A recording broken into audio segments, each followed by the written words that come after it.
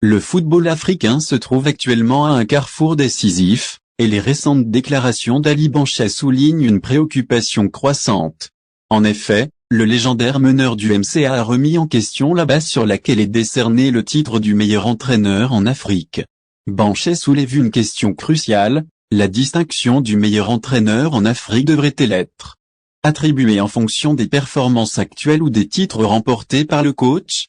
Une interrogation légitime alors que le débat fait rage dans le monde du football. Regragui, le méritant selon les performances selon Banchet. Si l'on se base sur les performances, le coach Regragui mérite sans conteste le titre.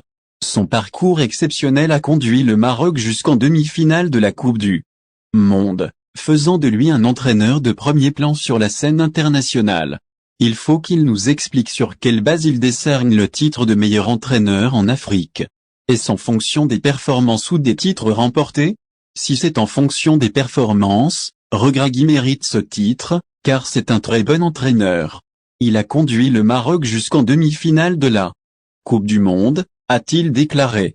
Benchika, le palmarès en avant d'un autre côté, Benchika, avec 3 trophées à son actif, dont la Super Coupe et la Coupe de la CAF au niveau africain, ainsi qu'une coupe au Maroc, se positionne comme un prétendant solide si le critère est basé sur les titres remportés.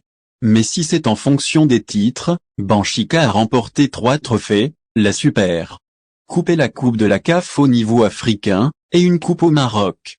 C'est pourquoi je dis qu'il est nécessaire de préciser sur quelle base ils ont fait leur choix, a souligné Ali Banchet. La nécessité d'une clarification, le plaidoyer de Banchet appelle à une clarification urgente sur les critères utilisés pour décerner le titre du meilleur entraîneur en Afrique. 7.